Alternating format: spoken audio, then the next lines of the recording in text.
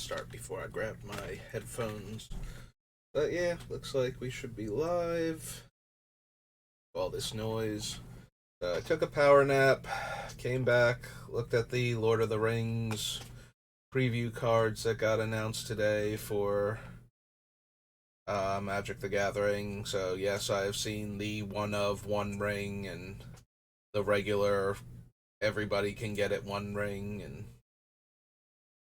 yeah, it looks the one ring looks pretty broken if you have any way to keep untapping it to just cycle through your whole deck, since the cost of doing it other than tapping it gets completely negated by um, not having to get to that turn where you take all the damage. So, as befits a powerful Doomsday artifact that's supposed to tempt people to do crazy things, because if you don't win and it's got, 40 plus counters on it because you're playing a game of Commander and you've just drawn most of your deck and you've been stopped from winning, you're just going to die if you make it back to your own upkeep with that thing in play. So that's kind of neat. Um, yeah, I saw all the other things too, like the Gandalf and the other. Well, we had that version of Frodo from like an early unofficial spoiler, along with the um, Aragorn and Arwen, I believe is her name, the Princess of the Elves. But we had a different Gollum than the one that they showed. The Gollum that had gotten spoiled unofficially earlier was the Riddles in the Dark variant. So this is an uncommon one that they're showing now, where he just comes back from the graveyard, I believe was his game tag. I'm blanking. I saw so many new cards all at once.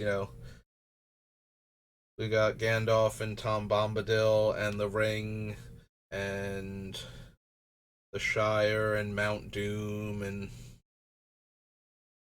reprint, alternate artwork, Great Henge, and yeah, there's a whole bunch of cards that are like reprint, alternate art themed for the world that they're in, that are all like, they're probably not all old powerful cards, but they are a mixture of like really old powerful stuff and stuff from more recent sets that are like super expensive because they were only ever in the one set, and they're kind of hard to reprint outside of it unless you're going to, go back to that plane or something. So like Great Henge as like the party tree, and Ensnaring Bridge as the like Cara Doom or something, the where the You Shall Not Pass scene takes place. Khazad-dûm? No, Khazad-dûm's not there, is it? I'm sorry. I've watched the movies a million times, but I have never read the books, so my ability to remember the random fantasy names of things is strained over the years. Also, I haven't watched the movies in like a decade, but used to be. So when I took over decorating the Christmas tree because my father had gotten sick, the first year that I did it, every year around that time, our cable company would do a free trial version of one of the movie channels that now I think they just give you with the cable package to keep you interested in it. But anyway, um, and they had the Fellowship of the Ring at the time, so that was pretty much with like three different versions of the channel. You can pretty much have it on loop if you wanted. So it was a good movie to have on in the background while I'm doing something that takes hours, especially with the trees he used to get that were huge. We've like filed it down a bit because we don't have the room anymore with the bird and the rabbit in the living room, but yeah, Bonks and Miss Jet need their space too, so we've been getting like smaller trees, but anyway, so and then the year after that when I did the tree just as by myself, um they had the two towers because it had been a year. So now they had the two towers. So now that was on constantly. Um, so for like the first 10 years or so of me doing the tree, it became a tradition for me to watch the Lord of the Rings trilogy at least once while doing the tree. So I have seen those movies dozens of times over the years, but I've never actually read the books. So, although I do know, I have heard of Tom Bombadil. He's one of those characters that people that have read the books and seen the movies talk about a lot for having been cut from the movies and whether or not that was a good idea, because he seems to be like they printed him as a god, like just creature type god and something else in the set, because it's implied that he's some sort of supernatural being that is insanely powerful and knows way more than any mortal has any business knowing. Um, but at the same time, his presence was one of those things, like some people debate that it undercuts the threat of the One Ring, that he can just take it and hold it and not be affected by it. So, it, yeah. Again, I haven't read the book, so I don't know how much of that is a thing. Anyway, so we ended off on Jumpstart. No, you have to go away, Jumpstart. Alright, what if I push search? Will that clear out my search bar then? This page just crash? Because right now it doesn't want to. Getting all feisty because I left the page open when I went to take my nap, and now it doesn't want to do the thing. Why are we waiting for Google Analytics? I didn't click anything Google Analytics related.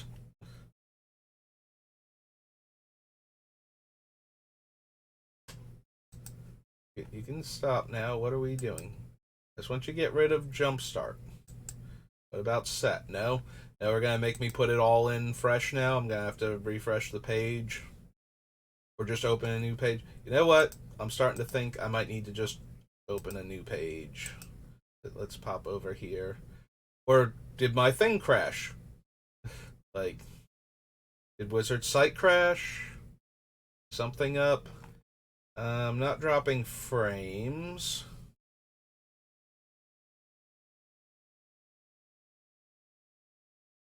Hey, hang on a second. I might need to close out the whole thing and reopen.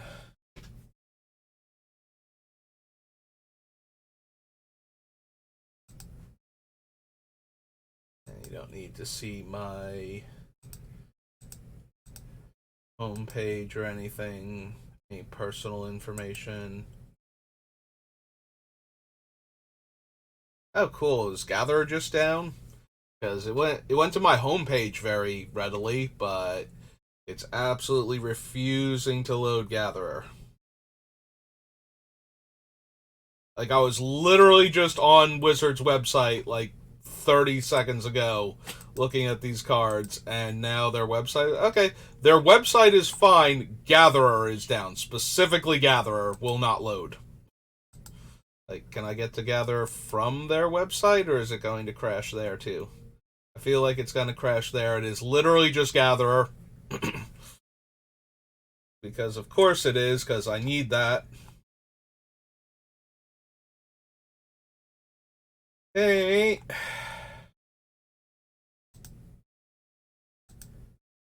Well, thanks for that. I guess we're going to Scryfall then? Which has its own issues when I've tried to use it before, so yeah, let's pop into the advanced search. Alright, so our commander's color identity. Okay, I guess we can bring this back up on the screen now rather than have you stare at a blank box, but alright, so our commander's color values are white and blue. I guess we select colorless all. Oh no, colorless takes away the other ones. Okay, so white and blue, and it'll bring up the colorless. Um, games, paper, yes. Formats, legal. Vander.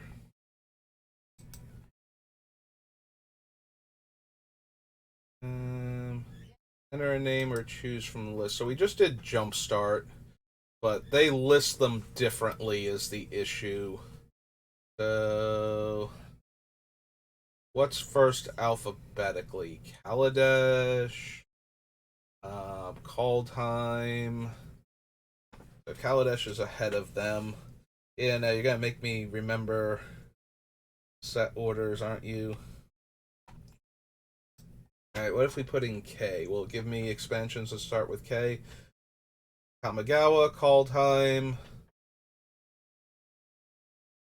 But no Kaladesh. Oh, there's Kaladesh. Why didn't Kaladesh pop up with those two? Like, none of these start with K. Khans of Tarkir. Alright. Let's see. So Kaladesh is first, then Kaldheim, then Kamigawa.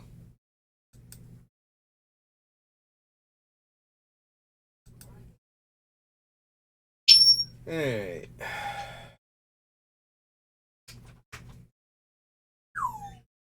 Images. Or by set number. There we go. Alright. Exile a target creature you control, then return that card to the battlefield. Draw a card. No. Flying Vigilance and Lifelink. No. Aether Storm Rock. Energy. Pay 2. No. Flying Vigilance Lifelink. No. Creatures opponents control enter the battlefield tapped. Creature enters the battlefield under opponent's control, you gain 1 life.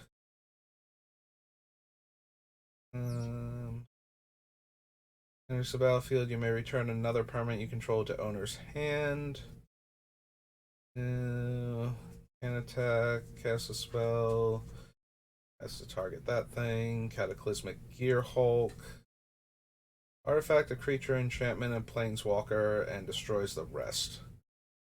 I kind of want a critical mass of artifacts in play, I feel like, for the mana base for this deck, so we'll avoid Cataclysm and Cataclysmic Gear Hulk.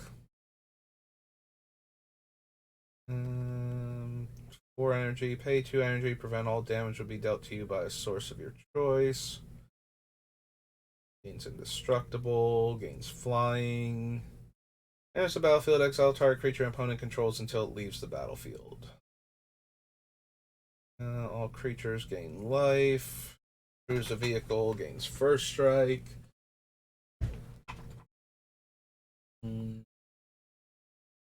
Service copters, no. Tap a creature. Artifact card from your graveyard to the battlefield.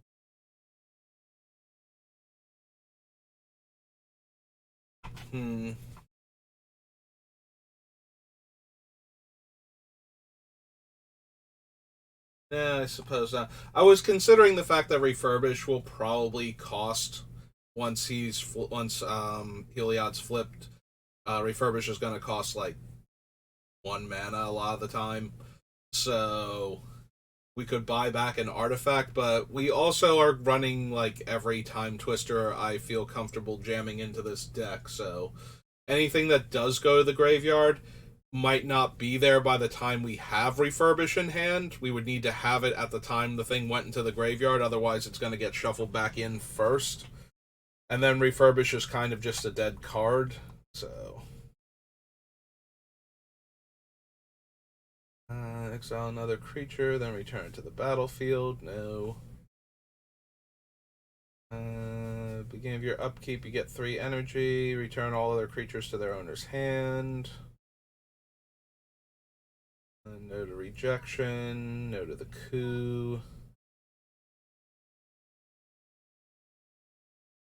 I mean, we might be in the market for a dramatic reversal. Like, getting back all of our artifacts to make colored mana is one of the things that the deck needs to be able to do. So, we'll go to Kaladesh. Dramatic reversal.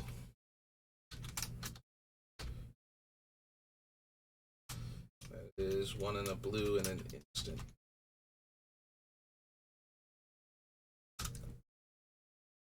Yeah, I don't know that we're even considering Isochron Scepter at this point, and we probably aren't, but Dramatic Reversal is still very powerful with what we are doing, so getting to untap, the Gilded Lotus and any of the other mana producing artifacts all at once for one blue mana.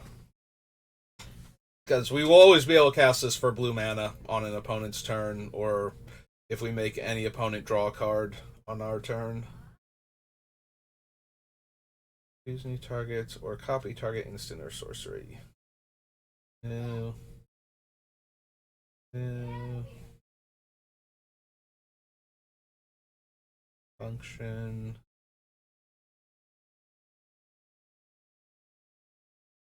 Any number of target non-land, non-token permanents you control to their owner's hand. Draw a card for each card returned this way. Yeah, Paradoxical Outcome is probably insanely dumb in our deck.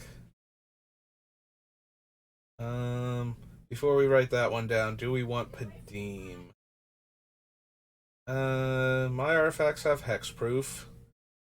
Beginning of my upkeep, control an artifact with the highest mana cost, draw a card. Is okay, but I don't have enough time for it. Like, Paradoxical Outcome.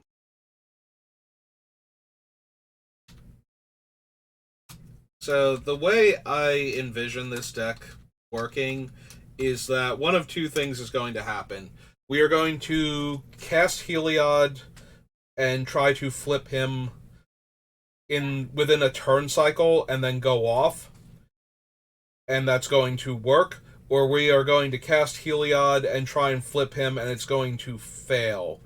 Once we have Heliod in play and flipped, I would very much like to just draw all of the cards forever and win the game. So, anything that would protect Heliod, like if we have an enchantment equivalent of Padim, where Heliod would have hexproof the entire time, so that way he doesn't get killed by targeted removal, that would be ideal. But I don't think we're going to play Padim and sit there for a few turns drawing extra cards off of Padim and making our artifacts untargetable. While it can be relevant, probably isn't the most meaningful thing this deck can be doing, and we're not going to have room for everything we want to run, so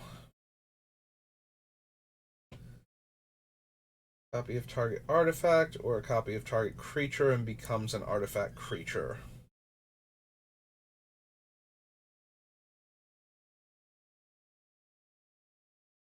Yeah, I don't think so. Negotiation, ambition. Don't think we need Torrential Gearhulk in this deck. Go to Cloud Blazer.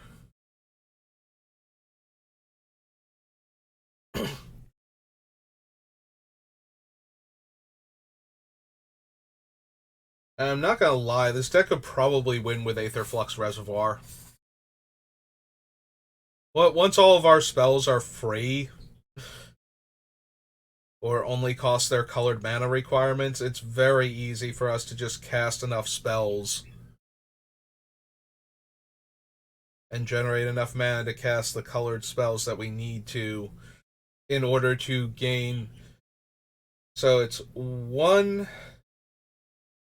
2, 3, 4 is 10, 5 is 15, 6 is 21, 7 is 23, 8 is 41, 9 is 50, 10 is 60. Like, what do we need? We're at 10 is 60, and we need like 150 life. So we need at least 51 more life here. So 10 is 60. Because we would start at 40, so we're at 100. So 10 is 60. 11 is 71. 12 is 83. 13 is 96. So we need to cast 14 spells while we're at 40 for Aetherflux Reservoir to be lethal to 3 different people while not killing us. So that's definitely very doable with this deck with what we have and what I'm planning on putting in there.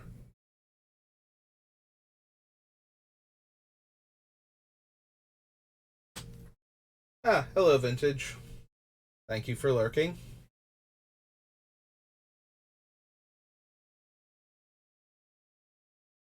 Aetherflux. Yeah, no, I think we add Aetherflux Reservoir to the list. I think it will at least be viable in this deck. We might not wind up running it, but Aetherflux Reservoir? Reservoir. It's a 4-drop artifact. And we only have to cast 14 spells in a single turn for it to explode and kill 3 other players at the table. So I think that's very, very doable with this deck. Whether or not that will be the best use of our time and energy will determine whether or not it makes the final cut, but I at least want to consider it.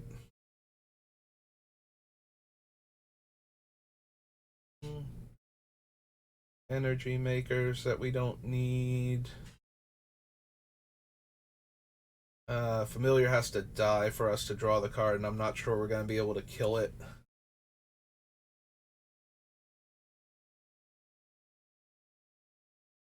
I don't need to make our spells cheaper.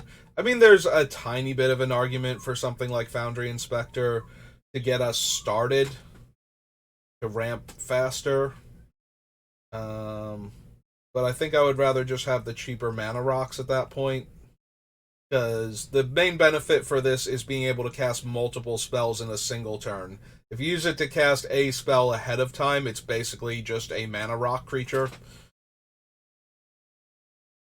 So the main benefit of reducing casting costs is multiple spells in a single turn.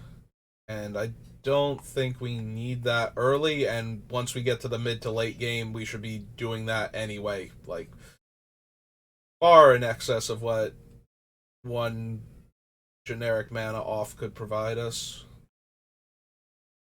I don't think we need Sky Sovereign. Alright, so that was Kaladesh. Hop back over here. Get rid of Kaladesh. And go Kaldheim. Search with these options. And flip back over to set number. Alright. Don't need the Braggart. Or Battle Shield Warrior. Esker, Bounding Gold, Clarion Spirit. No. No. Glorious Protector. Alavar. Sword of the Realms. Turn it to Owner's Hand. Yep, not helping with what we're doing. You may exile a creature. If you do, return target artifact or enchantment from your graveyard to your hand. That kind of falls into the same problem category as the whatever the repair card was, the white and 3 from Kaladesh, where it might not be in our graveyard by the time we have the card to bring it back with.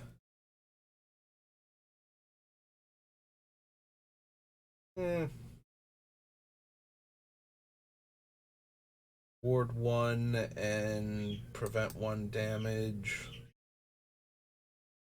Yeah, I don't think we need Redain for anything.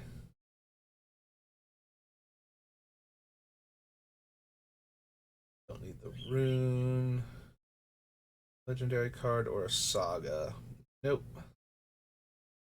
Shepherd of the Cosmos, no. Sigurd. Starnheim Courser, same problem as the other one. Don't think we need Starnheim Unleashed.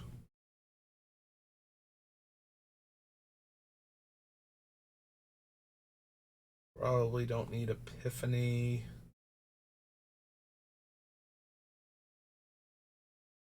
And alright, what was Cosima's thing? I know Cosima can get you land somehow. If you do, it gains whenever a land enters the battlefield under your control. If Cosima is exiled, you may put a voyage counter on it.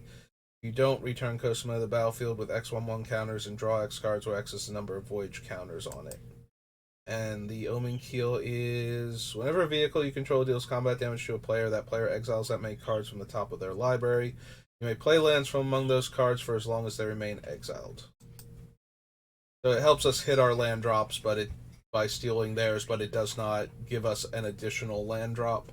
Like it doesn't just put the land into play if we hit them.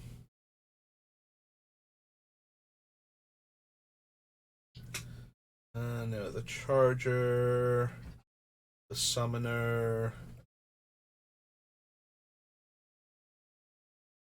Next batch. Draw 3 cards. Enters the battlefield. Artifacts and creatures target opponents control don't untap. Return 3 snowlands to their hand. Return it to owner's hand. Nope.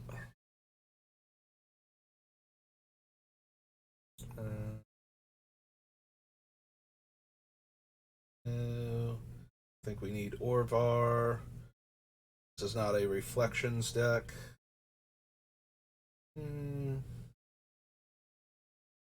Create X shard tokens. They're enchantments with 2. Sacrifice this enchantment, scry 1, and draw a card. Not really helping. Gain 2 life for each foretold card. White and a blue, only for foretell cards. With foretell from your graveyard to your hand. With flying, deal combat damage to a player this turn. Look at that player's hand and draw a card, and put a card from outside the game on top. I don't need Vegna. Beginning of your end step, draw a card. Yeah, no, it's too slow.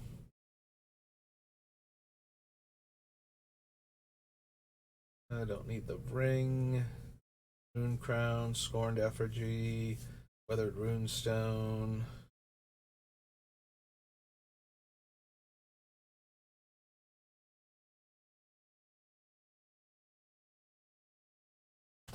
I suppose we add the Tyrite Sanctum since Heliod is still a god, even in Phyrexian mode, so we at least want. Hold on. Okay.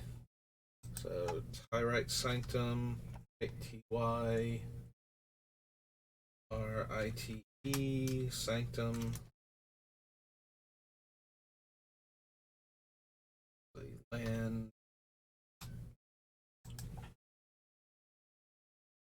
Valkyrie Harbinger. If you gain 4 life, make an angel. Reveal it or pay 2. Attacks, you may cast an instant or sorcery from your hand without paying the cost. Way too slow. Become artifact creatures. Nope. Angels cost 2 less. Enchanted or equip, make a dwarf. Put a 1/1 counter on her. Return target creature to its owner's hand. If shapeshifters you control become copies of that creature. No. Okay. Alright, so Kaladesh, Kaldheim. Next would be Neon Dynasties. Kamigawa.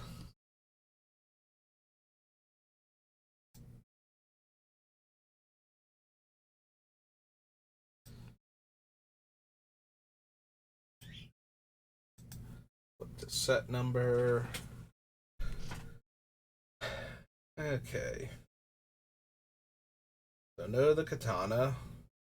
AO dies, choose one. Top 7 with total mana value 4 less onto the battlefield and the rest on the bottom, or 2 counters on your creatures and vehicles. So, don't think so. Ending the Moths, Blade Blizzard, Born to Drive. Turn all artifacts and enchantment cards from graveyard to the battlefield. Yeah, especially not at quad white. Even when we have the reduced cost. No, the Cloud Steel. Yeah, Farewell is too dangerous with our commander being both an enchantment and a creature. All we can do is get rid of artifacts and graveyards safely. I don't need Oath. Successor's Arrest. Invoke Justice. No. Can probably run Lion Sash, though, as our primary graveyard hate, so...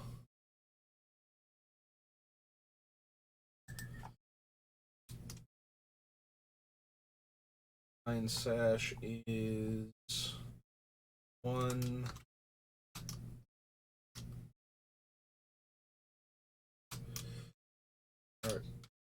At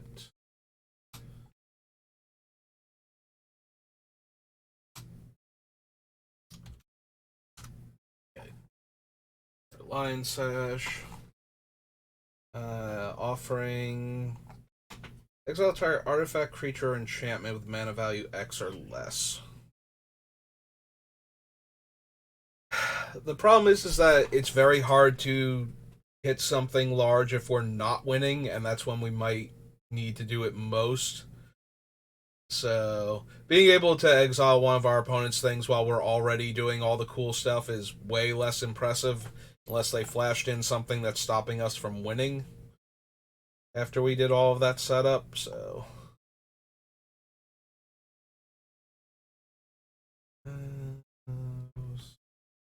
No.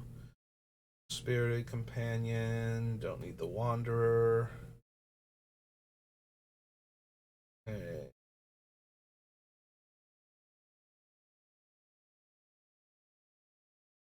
Don't need Awakened Awareness.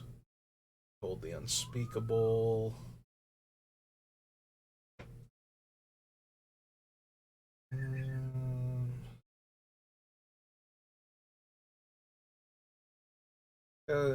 If you cast an artifact, instant, or sorcery spell, copy that spell. You may choose new targets. This ability triggers only once each turn. The once each turn trigger on Jin isn't particularly helpful then. Like, if we can get him down and then cast one of the more ridiculous spells like Time Stretch or Expropriate and get 2 of those. Yeah, he's not the first spell that you cast. It's he can only trigger once per turn. So if you cast him and then cast one of the other ones after him, you do get another copy of it. And he can only stop one player's spell each turn from our opponents, so... Yeah, I don't think so. Kyrie is non-land permanents with total mana value 6 or less, and mill 6 cards, get back up to 2 instant or sorcery cards. I'm not sure how I'm getting creatures off the table, though. Like, my things. This is not a deck for Ashnod's Altar, which is my normal go-to. That and Phyrexian Altar when I need to sack my creatures for value because the mana is not an issue. So we need something that would let us sacrifice creatures to just draw cards or something along those lines. It's got to be like a card draw or maybe to untap stuff because we do still need colored mana, but again, I don't think sacrificing our creatures to Phyrexian Altar is where I want to be with this deck, so it's definitely not an Ashnod's Altar deck, so that much I am 100% certain on. If we're doing our thing, we never need that much mana. Top 7 cards of your library, reveal up to 2 artifacts, put them in your hand, and the rest on the bottom of your library in a random order. Spell Pierce, Boot Up, Tameshi. Entire artifact or enchantment with mana value X or less from your graveyard to the battlefield at sorcery speed.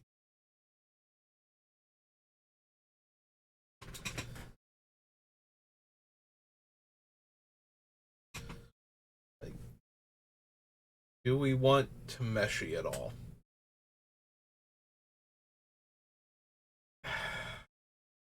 Probably not. The nice thing about Tameshi is before we're winning, we can get back random things that get blown up, and that'll be fine.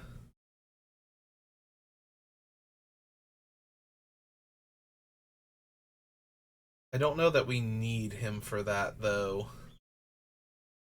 Again, all of the time twisters, like stuff dying, probably just gets shuffled back in and comes back to us later.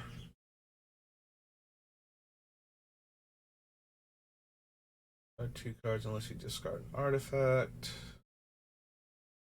Don't need the prototype.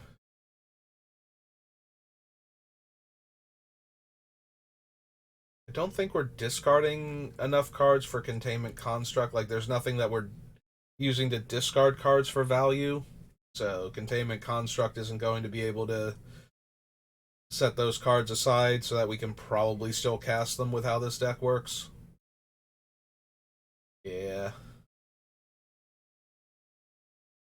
Go to Bankbuster. Surge Hacker Mech.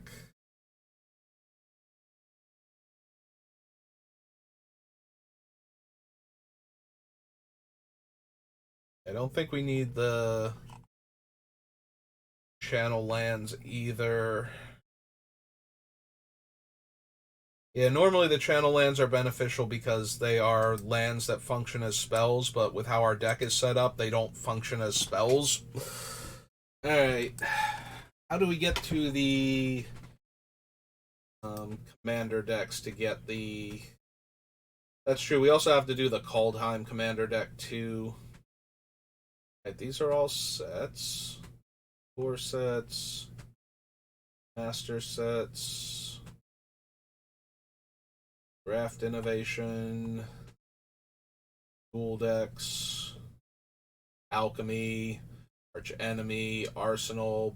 Box sets and whatnot. Commander.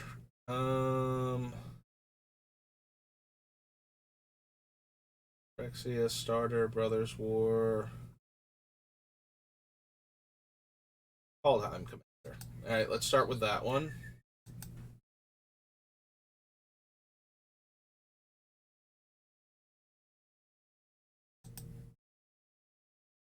And here's where we get to do the thing that I really wish Gatherer would just let me do.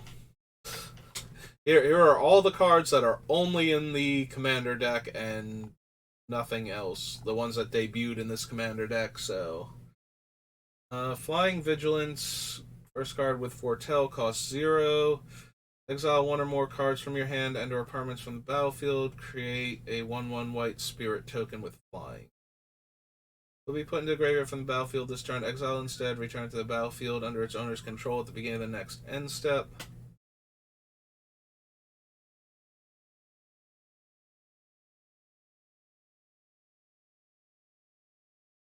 Exile 1 or more cards from your hand or permanents from the battlefield.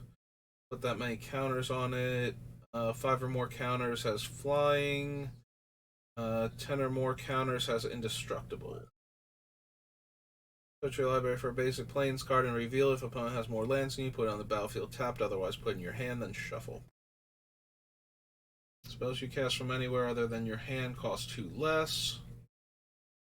Return each creature your opponents control with toughness X or less to their owner's hand, where X is the number of islands you control. With fewer cards in their hand than the player with the most cards in hand draws cards equal to difference. Enters the battlefield or attacks, draw a card, then exile a card from your hand face down. It becomes Foretold. I was really hoping that one of these Cares About Exiles cards would be the thing to set up Eternal Scourge, but nope, no such luck. Alright, so that was Kaldheim Commander. Now we have to scroll down to about here. Alright, Neon Dynasty Commander. Search for those. Set number. Have crew 2, beginning of combat, target artifact, lifelink vigilance. Draw 2, then discard a card, create a pilot, crew 8, commander. If defending player controls more lands than you, search your library for basic planes. Tap all creatures you control during each player's untap step. Or a commander you control attacks alone, return target artifact from your graveyard to the battlefield. Destroy all non-artifact creatures. Exile opponent's graveyard. Each creature card exiled this way, create a spirit creature token. The vehicle with crew 5. Counter spell, make Thopters. There's a battlefield. Each non-creature artifact becomes a 4/4. As a copy of a creature opponent controls, except it's a vehicle with crew 3. Improvise, ward. Yeah. Target non-creature artifact you control becomes an artifact creature with flying. If it's not a vehicle, it's base power and toughness 1/1. Put 3 1/1 counters on up to 3 target non-creature artifacts.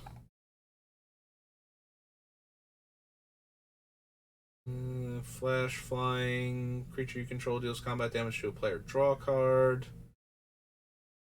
Draw X cards and has improvise. White Meosian. So triple white if we can pull it off.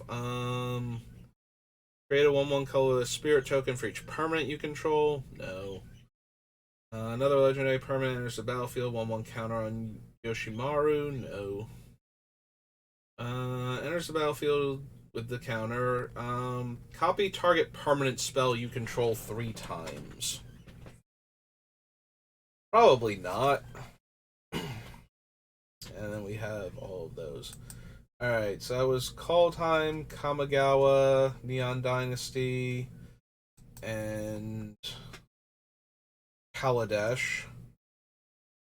What other sets start with K that I might be forgetting?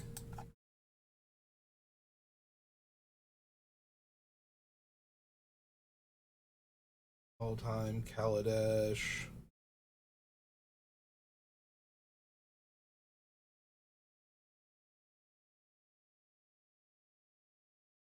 Really weird the sets they choose. Like, is it everything with the letter K in the name somewhere? Because it almost feels like that's what it is. Ah, right, Khans of Tarkir. Hey.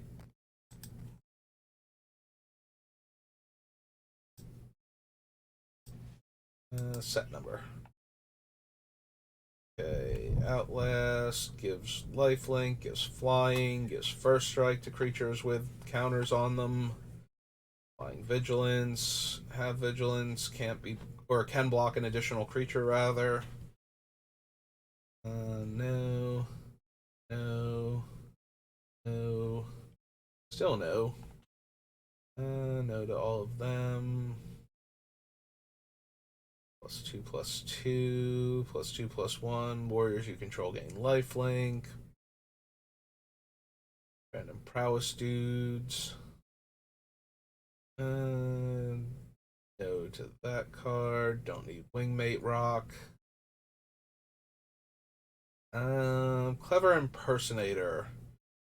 Be any non-land permanent I want it to be. Probably still don't need him though.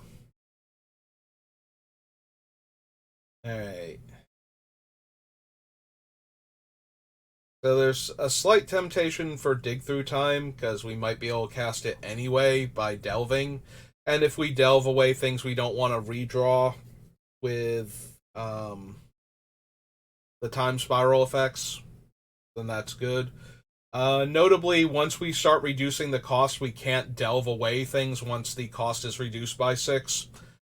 For the same reason that you can't spend mana for spells that don't require it. Like, we can't choose to cast it for delve cards instead of the discount that we're getting from our commander, but before we get to that point, we can do that if we want to. I'm almost definitely running the other one, Treasure Cruise, but I think we want Dig Through Time also, at least in consideration.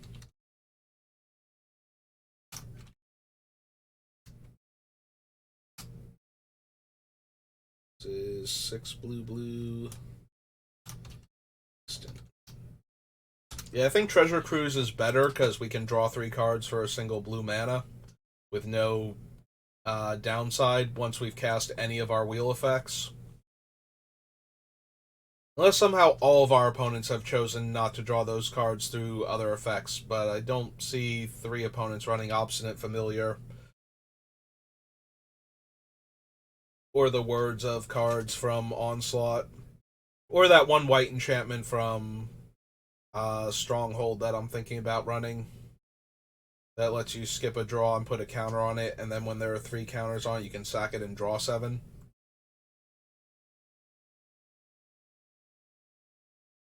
Jeskai Wind Scout, Karu Spell Snatcher, Monastery Flock, Scion of Glaciers, Set Adrift.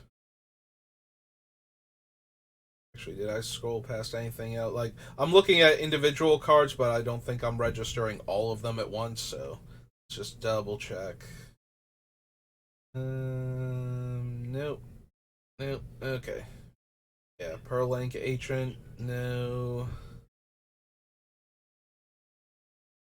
Nope. Thousand Winds. There's Treasure Cruise. Would like Treasure Cruise.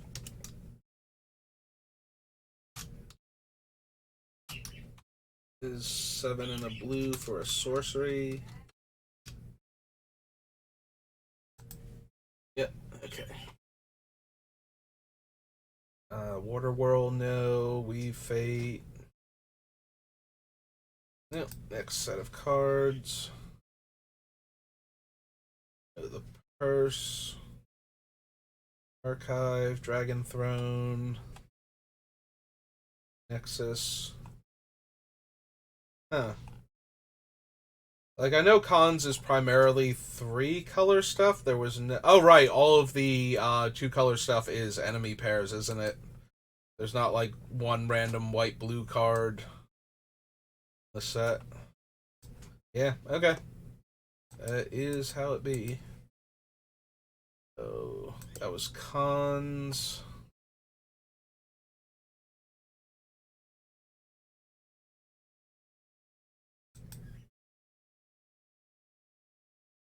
Oh, hang on, it reset our parameters.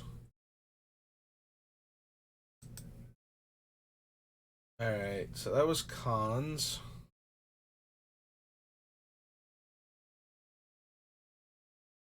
So, is there anything else that starts with K that I'm forgetting? Dark Steel, The Dark, Corsets, Masters, Conspiracy. Oh. Yeah, it has to be everything with a K in it somewhere, right? So all the dual decks would be listed because they're all dual decks. Commander Collection, Alchemy, Box Toppers, Infinity, Masterpieces, Memorabilia, Mini Games, Premium Decks, Promos.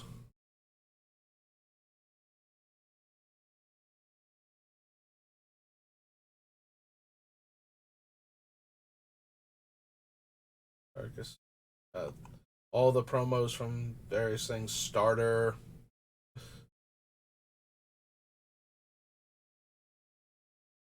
Oh, right. Again, I'm like, why does it only have 3 kingdoms? Because it's the only one that has the letter K in it, you person. Game night free for all. K is in tokens. This list is the one thing that makes me look at this and go, I don't know that I like Scryfall better. Alright, so that was K. Let's go L.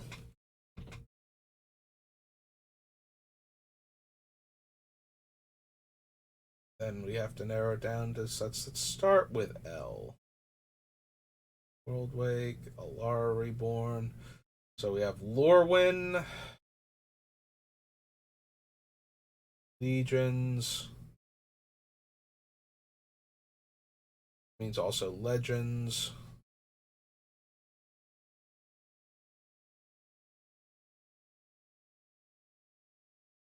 Lorwyn, Legions, and Legends. So far, it looks like.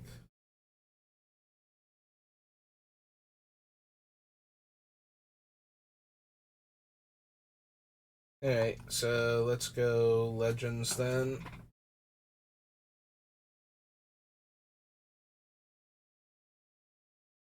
Right? Or no, it was Legions first. No, Legends, then Legions, then Lorwyn. Alright.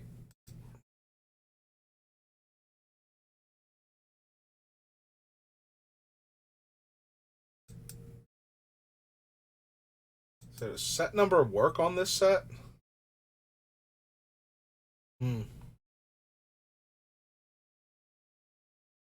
Apparently it does, even though that's not how it worked back then. That is helpful, though. So, go to Legionnaire. I don't think we need to gain... I mean, we could gain infinite life with,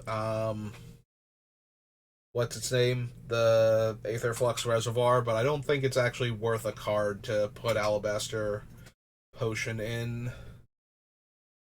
As funny as that would be... Isn't Divine Intervention banned in Commander? Oh, right, it reset my thing, so the part where I said legality is Commander got pushed off too, and I did not reset that part. Greater Realm, Heaven's Gate, Holy Day, Kismet, Land Tax, go to Moat.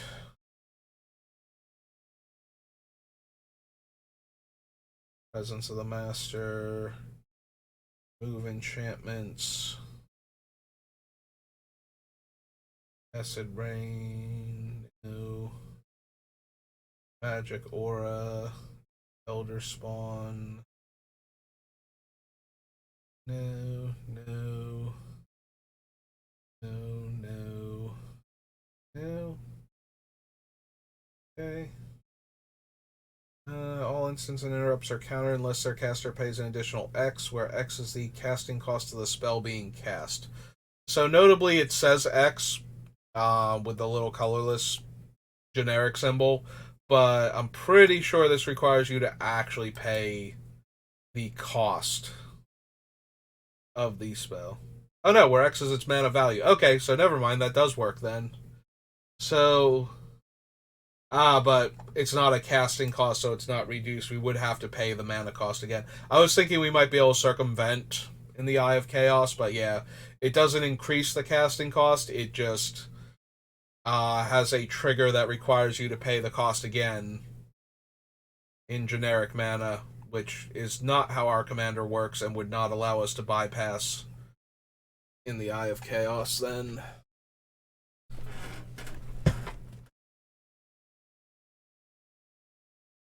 Alright.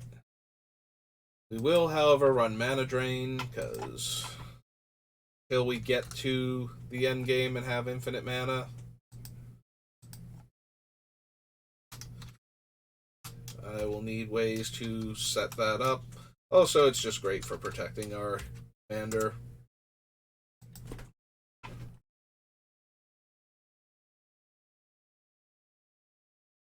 Opponent's turn after their upkeep.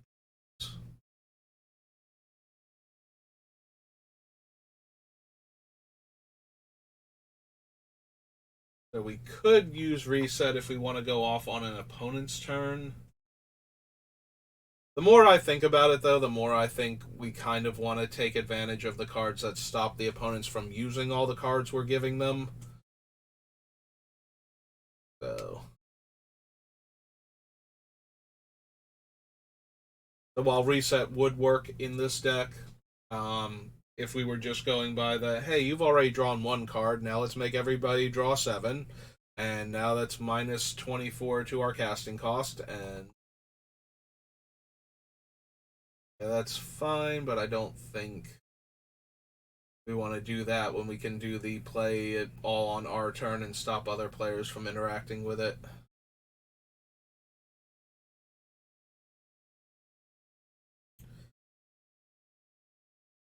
Remove a counter, prevent damage to Rasputin, or add 1.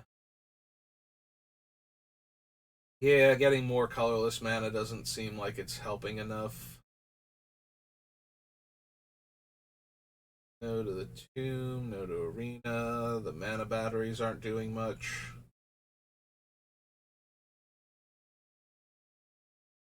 If you would receive 2 or more damage from a sorcery or instant, reduce it to 2.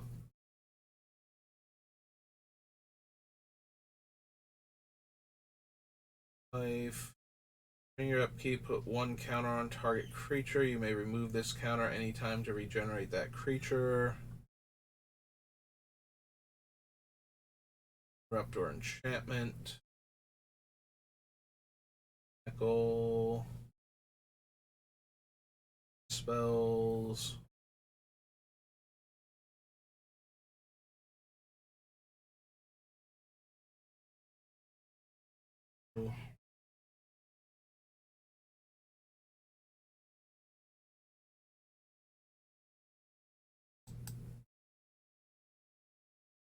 All of the land.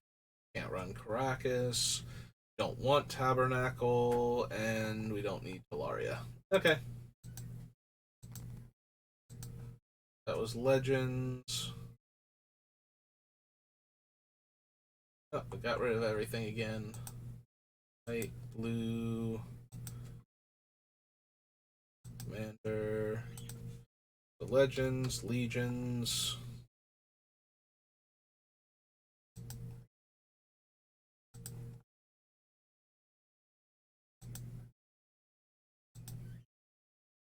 Alright, Flying, First Strike, Trample, Haste, Pro Black, and Red.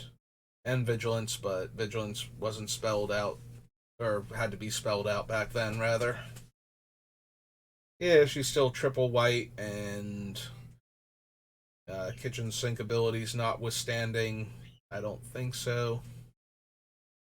Source of your choice would deal damage to you. Delta Beacon.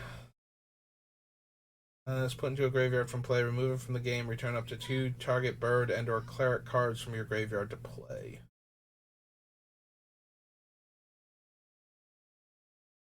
I don't really care about the amplify creatures. Sliver deals damage. You gain that much life. No. From the game at end of turn, return those cards to play under owner's control. Nope.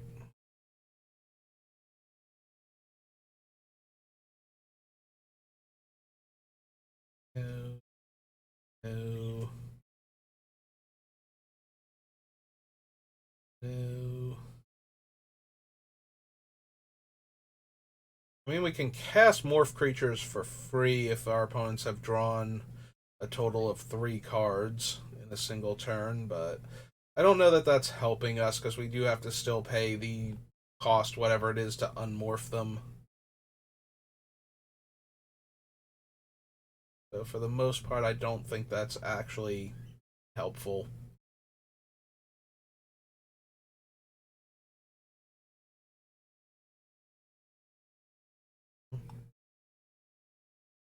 And Willbender.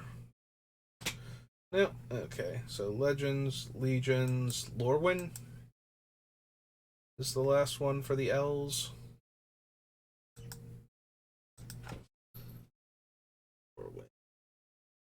There we go.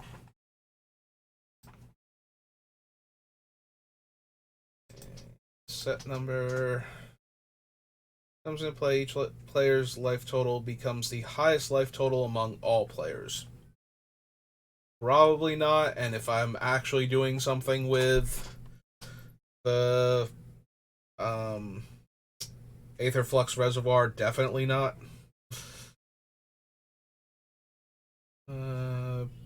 Also, we don't want Austere Command. I don't think. We'd always have to choose 3 or less and artifacts. Yeah, that sounds terrible. We don't want to destroy all artifacts, all enchantments, or all creatures at any point in time, so. No to Austere Command.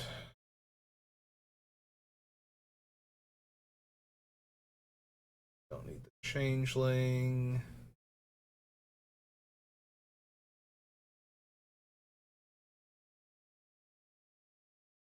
No, no.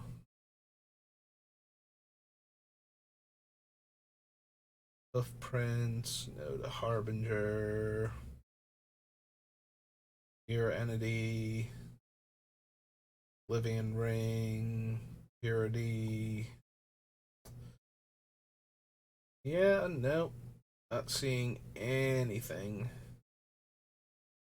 There's Snipe, Amoeboid Changeling. Cryptic is super awkward on our mana base, so I don't think so. No, no. Oh, there we go. Force Fruition. Every time an opponent plays a spell, they draw 7 cards.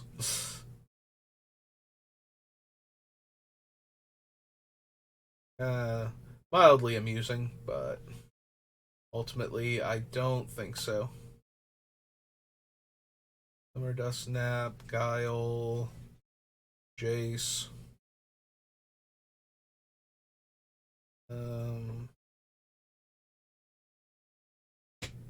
Dre, Mistbind, Click, Muldrifter. I think we need Ponder.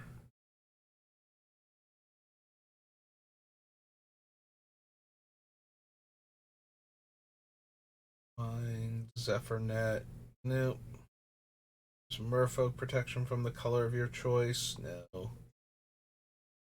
No to the Urn. Don't think we need Death Render. Dolmen Gate.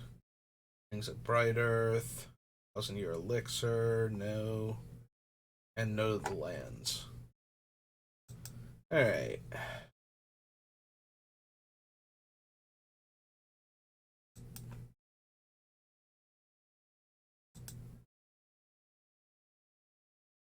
So that was Lorwyn.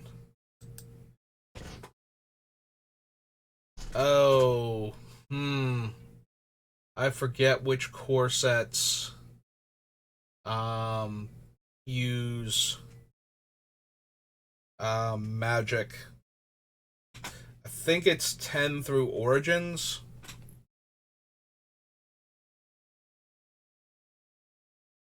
So, is there anything that comes before them alphabetically? Because Mirrodin, Morningtide, more Mirrodin, Mercadian Masks, Raj. Yeah, I think it's the core set, so Magic 2010. Alright. Well, we found them faster than I thought we would. So let's start with 2010. Set number. Wait. Alright. Ajani, Angel's Mercy. No, no. No to all of these. Excommunicate. Guardian Seraph. Planar Cleansing. Open the vaults. Yeah, I don't think so. Dead Slayer, Veteran Armor Smith, Veteran Swordsmith. Cancel, Clone. Divination. Oh, that's true. We didn't do the base set like alpha beta because that's how Gatherer organizes it is by limited edition alpha and beta. Um, I'll have to go back for that one. Fabricate, flash freeze, hive mind. No to hive mind. Very much no to hive mind. I don't need to cast time walk and have everybody else take an extra turn except me. Oh no, that's true. I do still get my copy of it, but it kind of is a moot point if everybody time walks also. Get +1/+1. All right, Mind Spring was from Lorwyn, we just kind of glossed over it, didn't we? Or no, it's from Morning Tide. That's why we didn't see it. Okay, I just assumed I had spaced and missed it.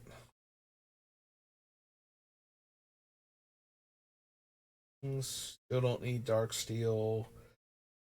Probably don't need Platinum Angel either, or the Empyrean for that matter, while I'm thinking of him. Alright, so that was M10. Add 11. Get rid of M10. Search with those options. Set number. Johnny again. Arbiter. No. All of these. I don't think we need Day of Judgment. Also, I'm pretty sure that's from Zendikar originally. Don't need Sanctity.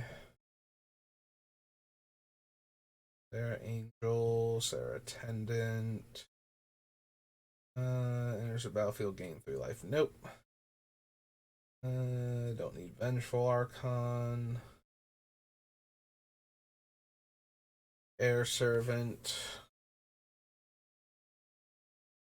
Alright, so Call to Mind is a little more interesting. The Time Twister effects that don't exile themselves, and I forget which ones specifically do. I know original Time Twister doesn't. Time Spiral, I'm 99.9% sure does. And the rest of them are all kind of up in the air. Um, I guess Memory, I know exiles because it's an Aftermath card. But yeah. So, the difference is Call to Mind would actually be able to hit the Time Twister in the graveyard and possibly the other ones while it's in there, whereas the other things bringing cards back from the graveyard might not have a target. We probably still want something like the wall from Rise of the Eldrazi, though, since it'll be a single blue mana to get back one of our spells.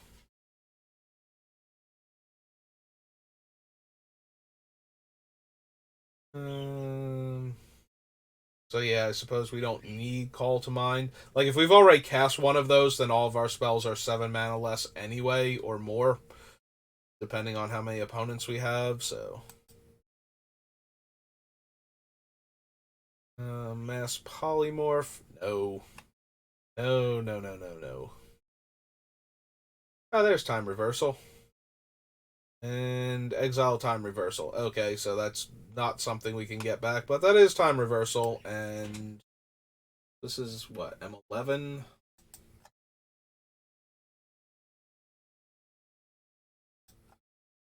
Time Reversal. The blue sorcery. I said 3 blue, but it's 3 blue. Okay. That was correct.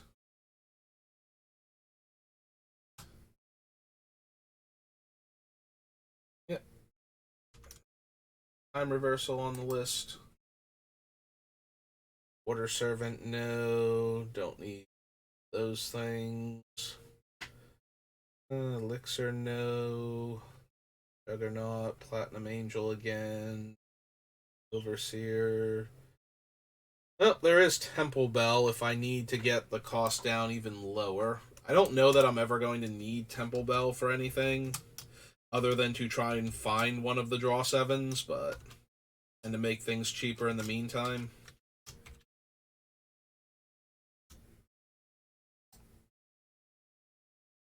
So it might not actually make the final cut, but we're going to consider it.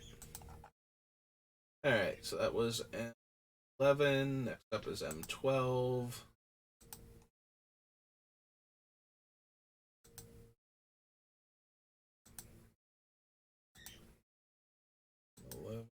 And search. Set number. There's a battlefield, another permanent becomes indestructible as long as you control her. Don't think so. Destiny, no. Arbalest Elite, no. Gideon, no. There's Grand Abolisher. During your turn, your opponents can't cast spells or activate abilities of artifacts, creatures, or enchantments. So yeah, I think we're in the market for that.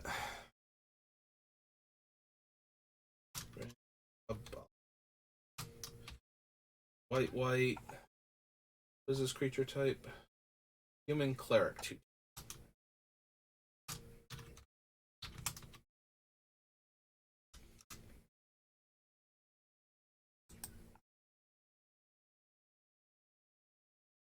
The Pure, Mesa Enchantress. During your turn, prevent all damage that would be dealt to you.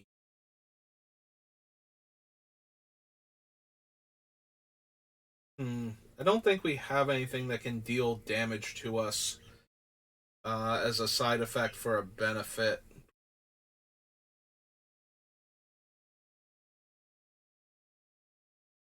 Think we just pass on Personal Sanctuary.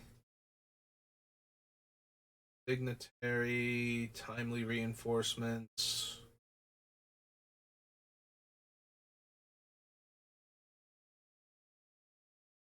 Memory Adept.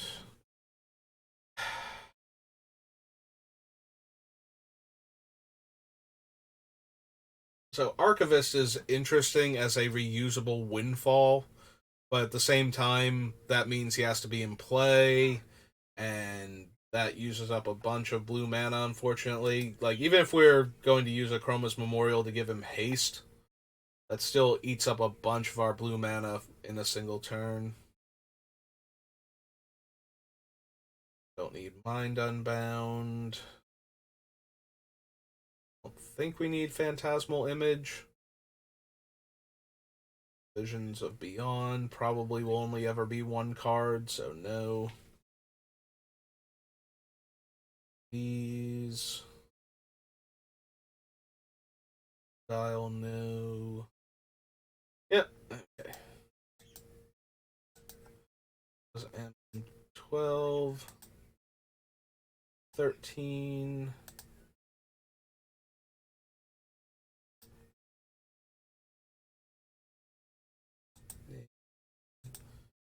Set number.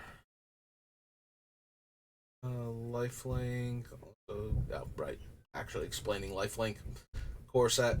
Forgot for a second. Return to the battlefield all permanent cards in your graveyard that were put there from the battlefield this turn. Really does not work with Eldrazi Titans and Time Twister effects. Like, by the time we get that, we might not have those things in the graveyard anymore. I don't need Faith Mender. Sublime Archangel. Beginning of your upkeep, count the number of permanents you control, and your life total becomes that number. Thank you.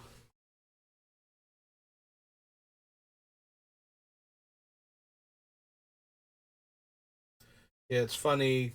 Battle of Wits still shows up even though we have the commander thing selected, because legally you can put Battle of Wits in your deck, it just does not do anything. Alright, so M13 is where Talrend is from. Talrend. Oops. The Sky Summoner. 2 blue blue Merfolk Wizard 2/2, I believe. Check.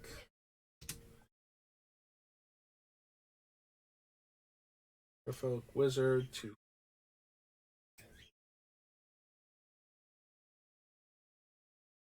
Trade, Watercourser, Windrake, Akroma's Memorial again. Lotus, which we will get to when we get to Mirrodin. I don't think this is going to be a trading post deck, or a Staff of Nin deck for that matter. Alright. So that's M13. Up is M14.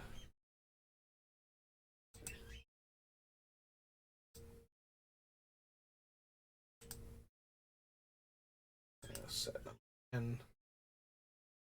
Chosen, no. Angelic Accord, no. Archangel of Thune, no. Tap any number of untapped creatures, make a 4/4 angel. Nope. Indestructibility, no. Bravery, no. Silence, Seraph of the Sword. All of Swords. Claustrophobia. Lead Arcanist. No. Jace, no. Enters the battlefield. Target opponent puts the top 5 cards of their library into their graveyard. You may cast an instant or sorcery from among them. No.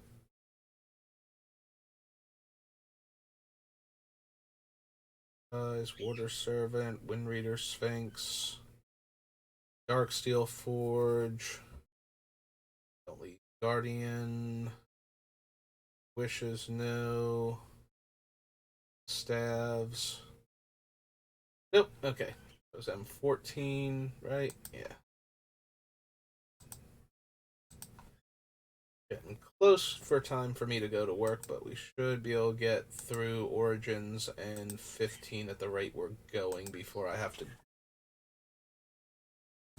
Set number again. I don't need that. Avacyn, Battle Mastery. Graveyard Live for an Aura. No.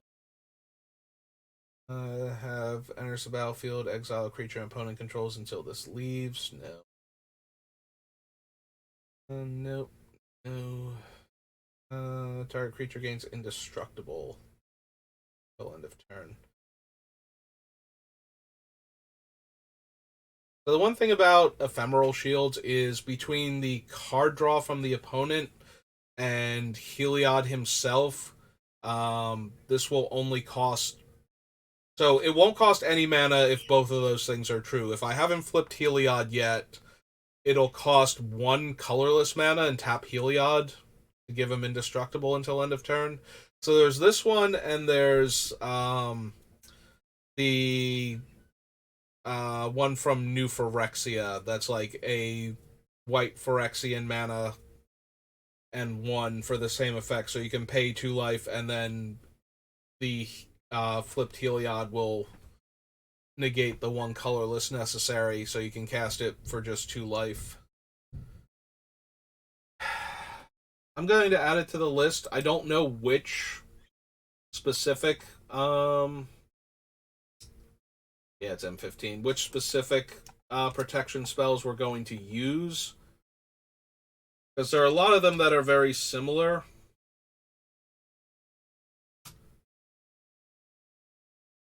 So it's if we use any of them at all, it's going to be the ones that are the most versatile and or easiest to cast with little to no mana. I mean, most of these tricks are usually 1 to 2 mana anyway, so. But if there's ones where we can do it with no mana available, like this one, then I want to at least consider them.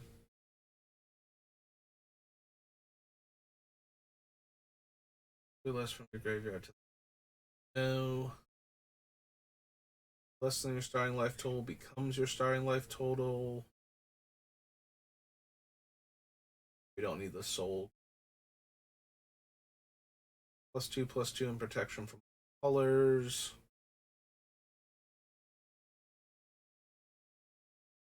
Nope. Nope. Tinker, Aether Spouts. Here. Stutter, no. Barrier, no. All of these, it looks like.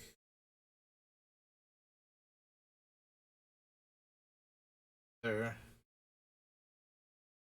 No. Those. Living Guild Pact is terrible.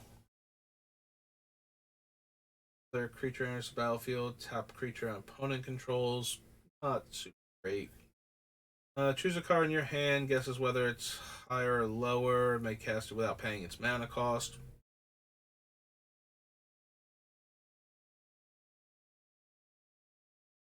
Heck, with 2 or more creatures, draw a card.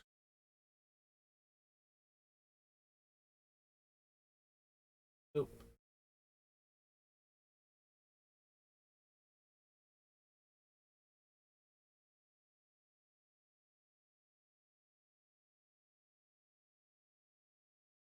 Snare. Avarice Amulet. Veil. Plate Mail. Bolt. Doom Engine. Soul of Rexia. Yeah, it does not look like we want those. Oh, and cards from Deck Builder's Toolbox. Alright. So we just need Origins, and I think that'll do it for this stream.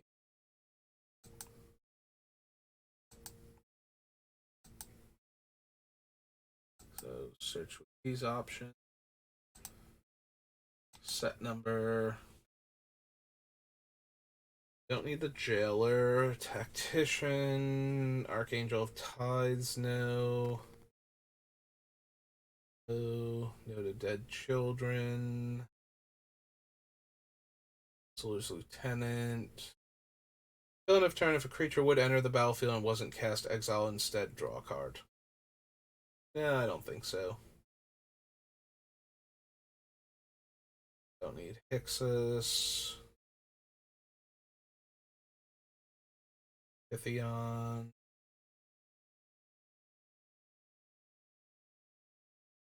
Sentinel, as dumb as that was in this format's limited. Not really what we need here. Starfield of Nyx.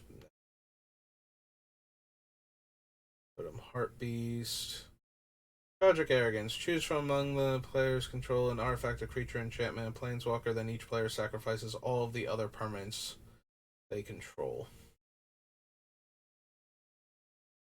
Enters the battlefield, reveals their hand, choose a name, non-land card. Opponents can't cast spells with the chosen name.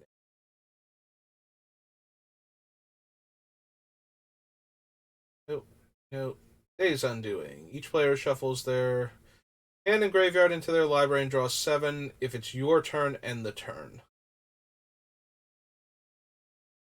So, Days Undoing only works if we are going to be doing things on our opponent's turn, which was originally the plan, and now that I'm shifting away from that, we'll still add it to the list just in case we want to do more stuff on the opponent's turns, but Days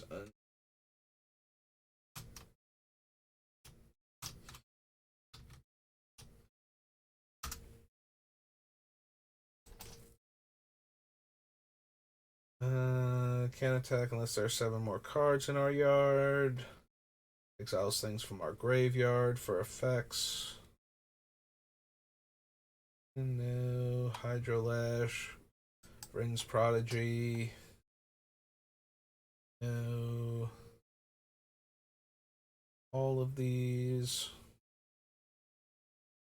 Void Mage. The Scab Goliath. The Sphinx's Tutelage. Whirler Rogue. Do we want Alhamaret's Archive? If we would gain life, we gain twice that much life. We would draw a card, except the first card drawn each turn we draw two instead. Yeah, I think we would like this. I think being able to draw twice the number of cards is for the most part beneficial in our deck. AL. Seriously, this stupid Sphinx's name. HAMMARRET apostrophe S archive. It is a 5-drop artifact.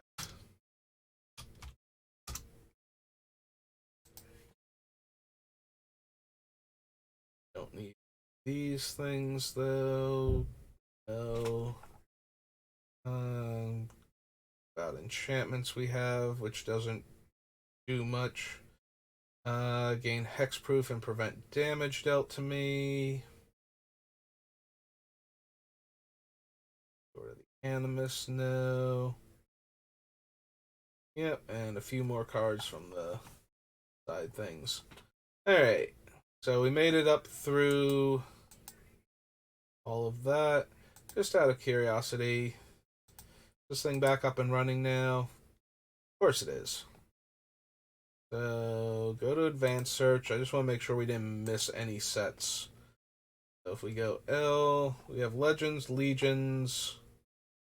Alright, we started with K. So we did Kaladesh, Kaldheim, Kamigawa, Neon Dynasty, their commander sets, Khans of Tarkir, Legends, Legions, Lorwyn, and the Magic sets.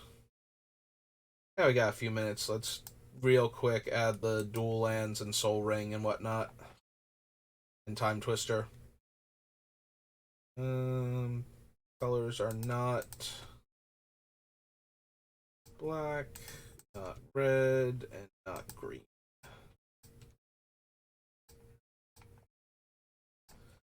Those up.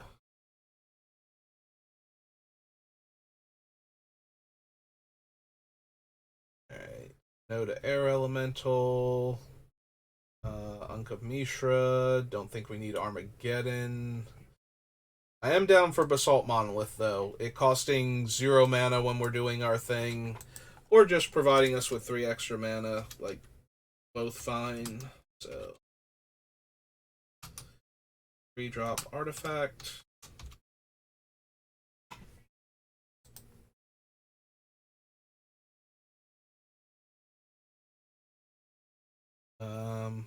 Do we want the OG Brain Geyser? I'm on a slightly limited time frame, so since I'm thinking about it, let's add it to the list. And if we decide later we don't want it, blue source, just take it off.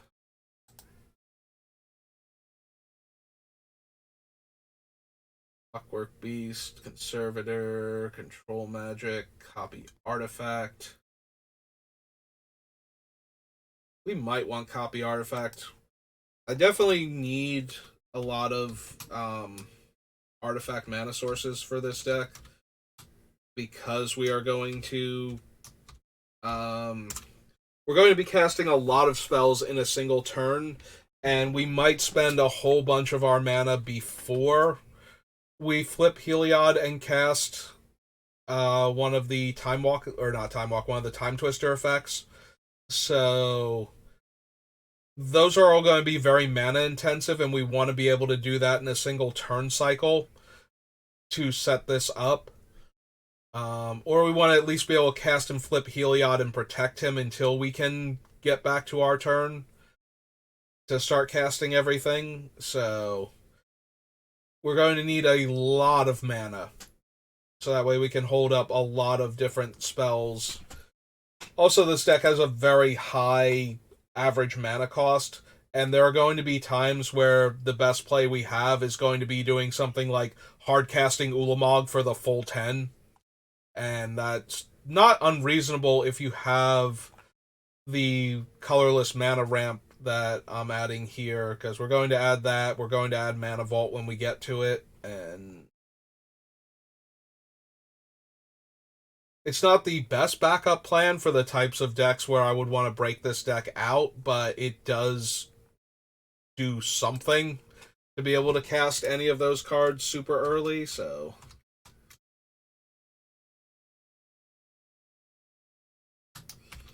you don't want to not have access to these options. Alright. Copy enchantment is, or not. Copy artifact is an enchantment that becomes an artifact, but enchantment to start with. But yeah, being able to spend what is probably going to be 1 mana to copy Gilded Lotus or Grim Monolith or Mana Vault or Basalt Monolith, like any of those cards, and get more mana on top of that seems super helpful. So I'm definitely interested in running copy artifact here. I don't know that we'll want Mirror Maid because it's double blue, which limits the types of cards we can copy while we're going off with it, where it would be beneficial. Like, having to spend 2 blue when we have, functionally infinite colorless to work with. There's our Soul Ring.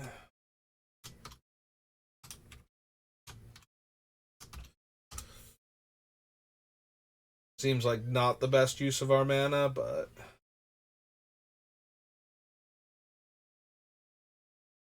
towards the Plowshares.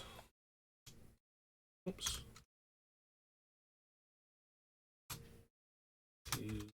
Oh shit. Light and instant.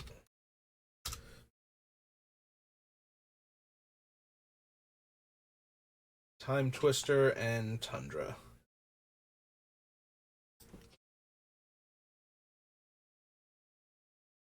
Time Twister, one word, I always forget. That's why it's after the other two. It's 2 and a blue and a sorcery. And Tundra is a land.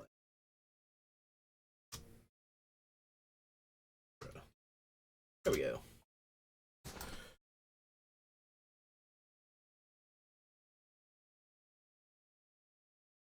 Orb. Yeah, there's a part of me that's seriously considering with all of the mana rocks that we have, like, and how unnecessarily brutal and over the top this deck is anyway. I mean, we literally just added Time Twister to it as one of the cards. If I want to add Winter Orb, like, normally Winter Orb is one of those things that, it's just such a mean card in general, even if you don't have ways to tap it. But at the same time, like, this is already a very mean deck. We're not playing this deck against, people that bought a commander deck and added like $50 worth of cards to it. Like, those are not the people that need to meet Heliod in a game of commander. The people that want to cast Thassa's Oracle and Demonic Consultation, they deserve Heliod and all the shenanigans he can bring, so yeah, we'll add Winter Orb just in case I want it.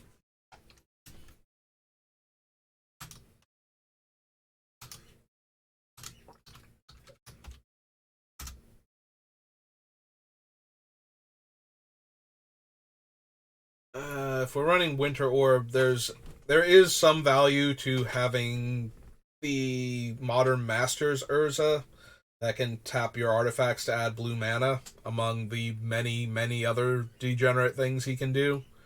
But yeah, that's going to do it for right now, though. So, as hinted at, not necessarily promised because I wasn't sure if I was going to be able to do it, we did manage to do 2 streams today. So we've got the 3 hours in, despite having to break it up into 2 1.5 hour sessions, and despite Gatherer's unwillingness to be cooperative. But yeah, I gotta get ready for work, so thanks for watching. I hope you're enjoying the build for Heliod. Thanks again to Vintage Virus for stopping by and saying hi and going into lurk mode. And I will see you all next time. Have a good rest of your day.